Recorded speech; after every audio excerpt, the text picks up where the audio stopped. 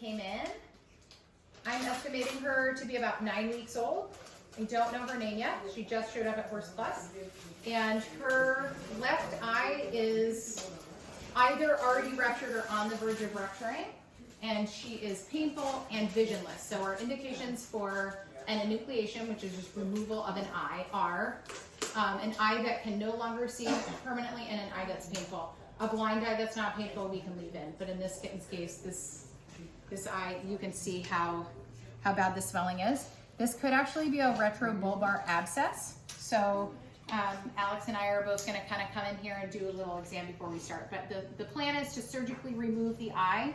Kittens do very, very well with this procedure. They recover well. People love. There's a joke, this is kind of dark humor, I probably shouldn't say this, but there's a joke that if you remove a leg or an eye, like they get adopted right away. And I don't know if you can smell this kitten. You want to smell her? Like you can already smell the infection. So while we are doing a sterile drape and everything, we already know that this is going to be a contaminated procedure. Also, we need her to be able to breathe. So we're gonna keep it as clean as we can, but also know that this is not going to be perfect. So Alex, go ahead and palpate.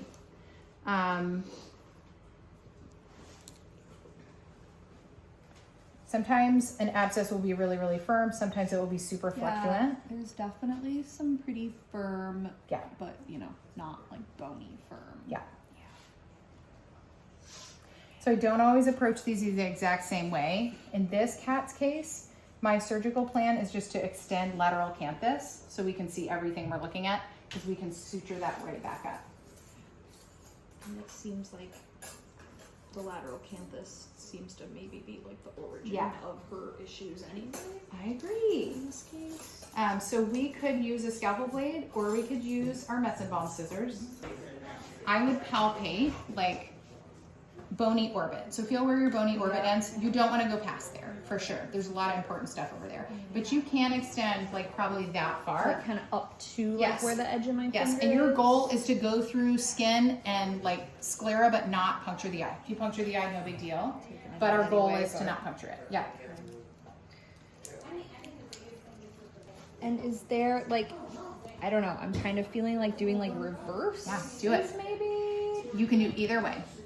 Okay. You also could take your Metzenbaums and see if there's any chance you can lift up and slide that blade under there. That wouldn't be a wrong choice either.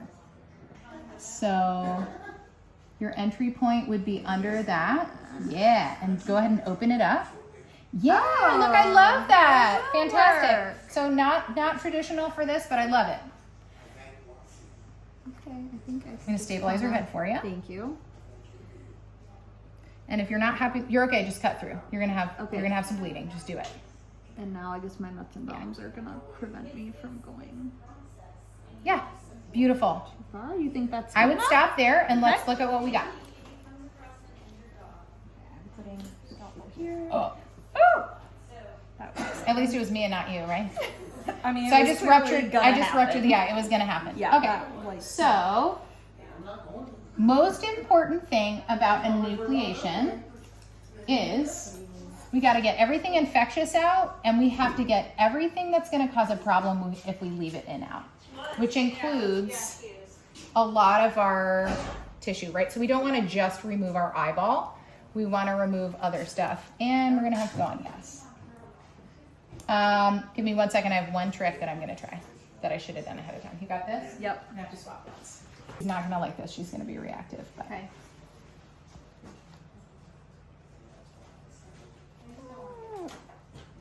Just like a horse. And there's our lens. There's our lens. Wow, that's a beautiful lens. What did you inject into her? Lidocaine. So I just did a local block, which I really should have done before we started. I thought she was out. And we're gonna try with lidocaine and see. So look how beautiful this is, you guys. That is the most gorgeous lens I've ever seen. It's beautiful. Wow. But the fact that it just popped out. The anterior chamber tells us this eye was already. Yeah, we're making the right call. You're making it. We didn't want to rupture the eye, but I already ruptured the eye, which I think was inevitable.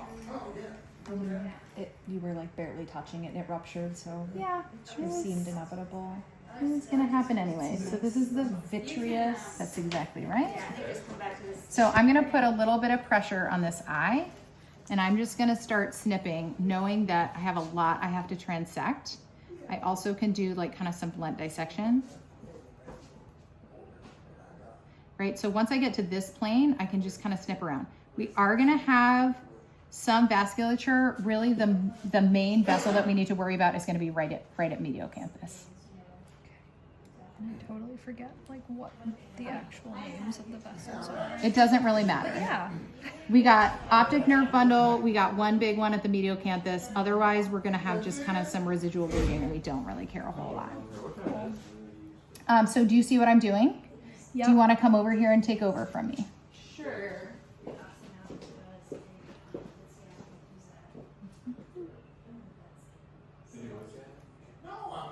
So as we go around, our goal is to go all the way around as we're kind of pulling out.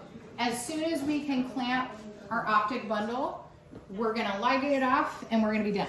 So this entire surgery, I'm so sorry, is gonna be blunt dissection. And if it's helpful to have somebody hold stuff out of your way, ask for it. If not, be like, get out of my way. It is helpful. Great. And then can I okay, I don't know, can you see this bit here? Like Yeah. if I'm blunt, can I Yes. snip it if I can You see sure it can. really You clearly? can snip it, you can blunt dissect it. Go for it. And remember, you gotta do this all the way around this eyeball. So Dr. Alex is gonna be removing not just the eyeball itself, but the tissues surrounding the eye, which is a complicated lot of small muscles. And I think our block worked. Definitely big improvement. I would just snip. See that whole thing? Yeah. Cut get that it. sucker. That's like a whole Yes. muscle there, isn't it? There you go. Beautiful. Spin that eye and see where else the low-hanging fruit are. It's like kind of. And you can like literally turn the eye all the way around. Yep. Yeah. Yeah, there we go. Beautiful. Excellent job.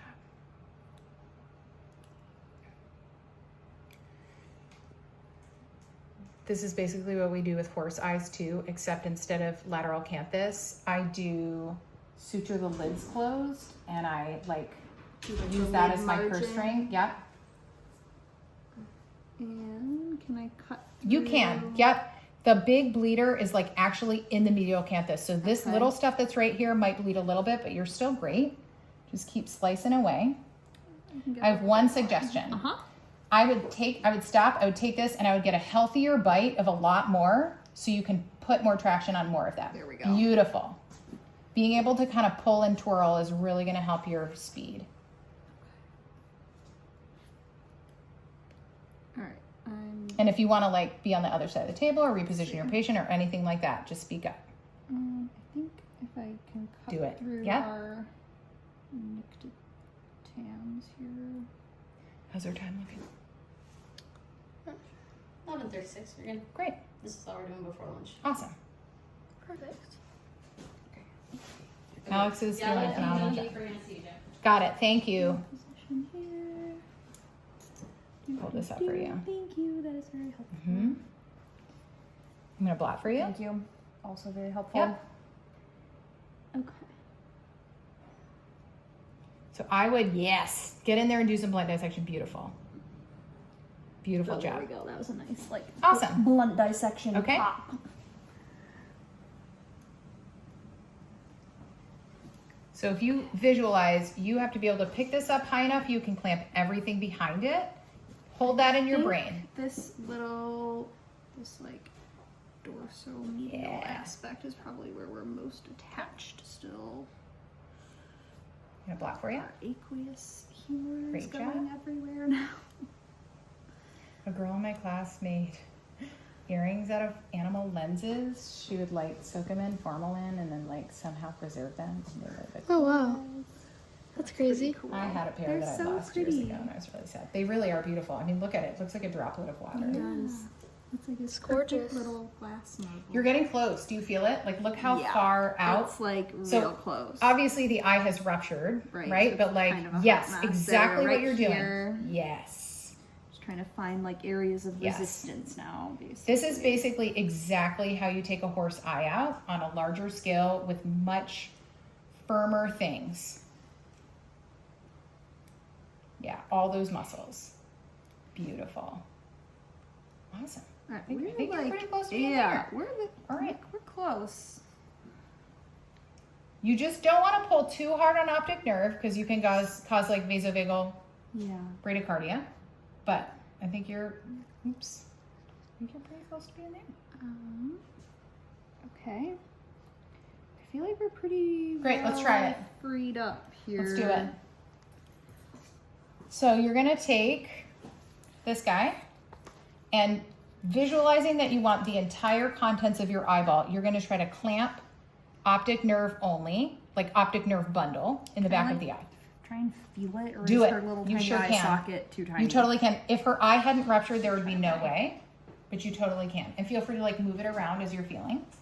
She's doing great. She's doing Okay. super great. All right. This amount of blood loss is like equivocal and totally fine. The thing is, if you don't have it all, it really doesn't matter. Because you're just trying to like achieve hemostasis. There we go. I would clamp that. Okay. Feel it in your hands when you clamp it. It's a lot of tissue. Yes. Yes, do it. Okay. All right, now you're gonna take your scalpel blade and you're just gonna slide down along here and you're gonna try to get this whole eyeball without having tied anything off. Okay.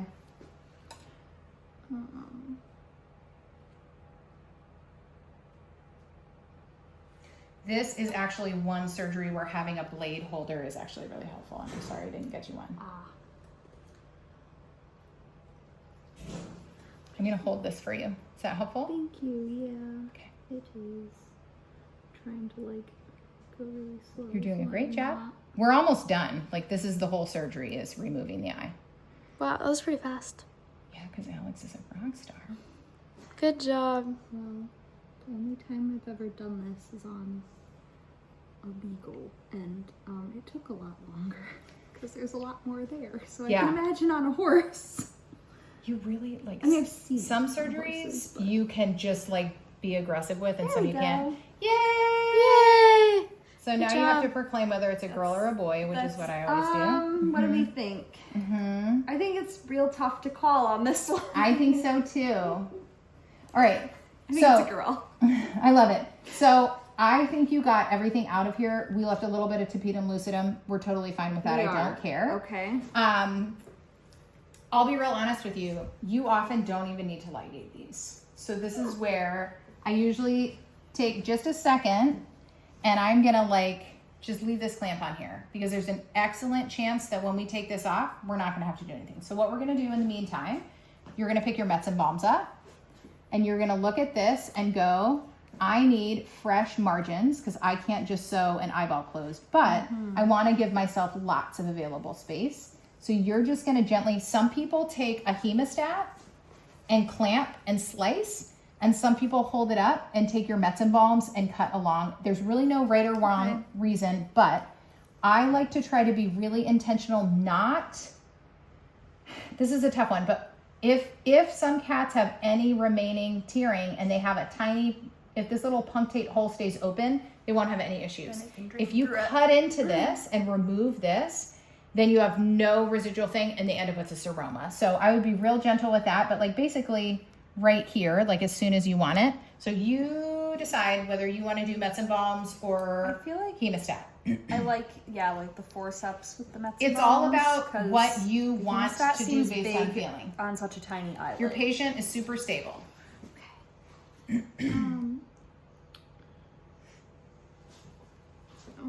I think you got all of nictitating membrane. Like just based on doing this before, I feel really good about what you got. Okay. Start here and just extend this until you meet your lateral Okay. canthus incision, and we're gonna do the same thing on the other lid. All right. Here's this. Thank you. That is now wet. Sorry. So what are we now trying to So Dr. Alex is now doing an eyelid margin resection, which is going to give us nice, fresh, healthy tissue. We can't actually just sew the eyes closed because the edges of tissue there need fresh margins. It's like right there. Yep. Ooh. Okay, hang on. Let me hold these upside down and then. There's no right or wrong way. This is your hands Now and your our tools, angle and is- as long as you're accomplishing your surgical goal, you can do whatever you want.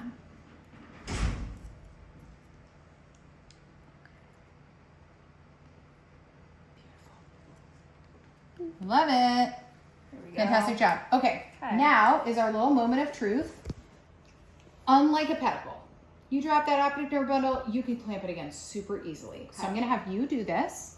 You're going to, Should I like still use forceps to try yeah, and grab it? I mean, you can. We're gonna look at what's in here. We have nice clotting. If you ever have a patient that doesn't clot, this is your clue in. You can hold on to what's underneath and just let go, or you can just unclamp it. Okay? You're okay? Go ahead. As soon as we let go of this, she's probably gonna feel better. I don't see any bleeding, do you? Oh, yeah, no. Yeah. Great. So we're just gonna leave that there and not worry about it. And the inside sutures are a bit complicated, so if it's okay with you, I'm gonna do that and I'm gonna let you close skin. Sounds good. Perfect. We might end up needing a little bit of gas for skin closure anyway, but by that point, we'll already have stuff closed. I had some 3/0 suture out on the table. I never opened it. Maybe we didn't. We're good. So I basically use the same 3 suture patterns for kind of everything. I'm just gonna do like a simple continuous to close dead space in my subcuticular layer. Exactly what I do with horses, I do a 2-layer in a horse too. I don't see anything in there that I'm worried about. You did an awesome job. I don't see a mass. One thing you can do at this point is ligate, which actually is not a terrible idea. I had someone tell me that they always do simple interrupteds because they look like eyelashes, which is kind of ridiculous, but also cute. I love that. That's funny. in horses, I do simple interrupteds because it's a pretty high dehiscent surgery and then it's easy to just pop 1 or 2 in. But in this case, there's like no tension along the suture lines. I don't feel like we're gonna have really bad ongoing infections, so I feel like we got a lot of options there, and I'm taking really nice healthy bites. Subcuticular. Sorry, I'm like right up in your space. Nope. I'm just trying to make sure you've got room to. I will practice maneuver subcuticular awkward. closures with you on the horse, where we have a little Sounds bit good. more tissue to work with. Yeah, because now I haven't had to do it in forever. It's been like 6 months. Well, but more also since I've like even attempted. tissue feels different. Like every animal is different. Every tissue type feels different. The location on the body is different. So before you have the muscle memory of having done it a whole bunch of times, your brain goes, what? Yeah.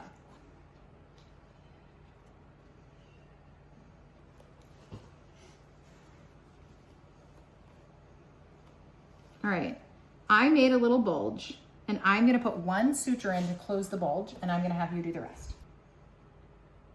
The hardest part about this is I don't wanna incorporate haired skin. I want a really nice, smooth closure where I just have mucosa touching mucosa, not mucosa, what is it called? The endothelium? Yeah. Whatever. I guess it's technically epithelium. The inside parts of the body should stay inside the body and the outside parts should stay outside. It's a super oversimplification. And I think simple interrupteds, like just along this, are gonna work great. Nice clean apposition. That is exactly what I was looking for. You're exactly right. Okay, I'm gonna move back over. You can suture from whatever side you want. Get some of this stuff out of your way. Yay, kitty. All right, tiny kitty.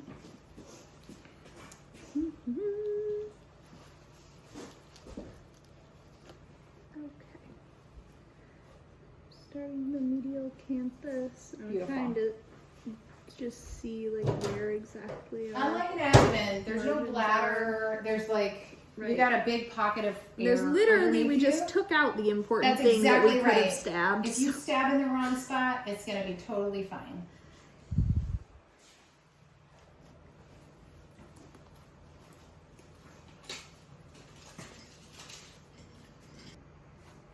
Can we name this kitten Winky? That's a good idea. Tiddly Winks.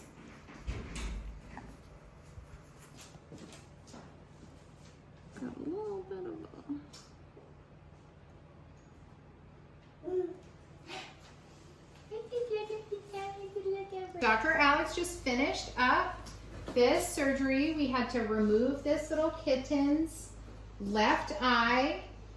It was painful, it was not visual, and she should feel better like already.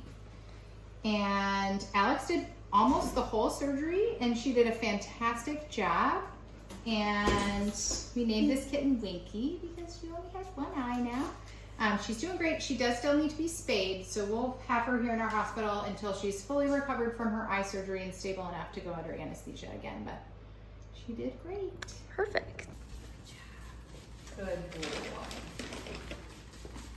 Good boy.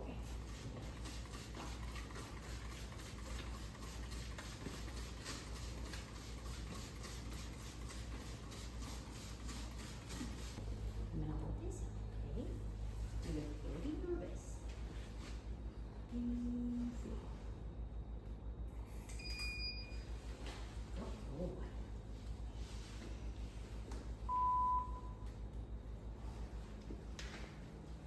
Good boy.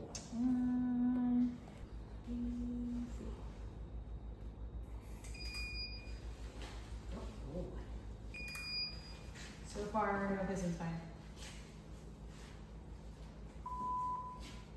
Oh, there it is. Can we go back this way just a tiny bit? You gotta hold still, sir. You got it. Good boy. Good boy. Good boy. Good boy. Oh yeah, this is super severe.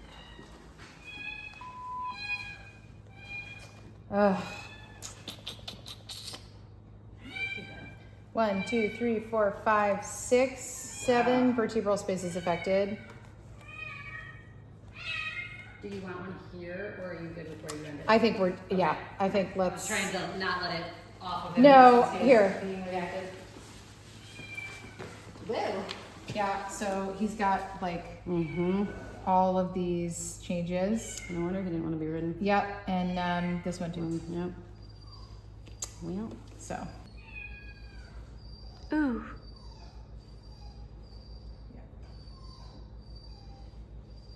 Yeah, that looks painful. Okay. Sweet. I'm sorry your back hurts. Would you like some Epiax? I think with that much reactivity, you probably can't lay down comfortably. Maybe make a call. We just got finished doing some radiographs on a gelding named Blaze, a little Appaloosa. Blaze came through Horse Plus in 2023, so if you've been watching Horse Plus that long, Dr. Nancy was here then. And Dr. Nancy had in his medical record that she had taken x-rays of his legs and feet and back, and she identified some kissing spine lesions. Kissing spine is a descriptive term for when the vertebrae in the back that are supposed to kind of be parallel to one another are so close that they're touching. So the bones are actually kissing each other. And it can be really benign and not cause any problems, but over time, when you have bone touching bone, you can have evidence that there's inflammation and pain in those areas. And so in her record, she said, we see a change on x-rays, but he wasn't clinically painful.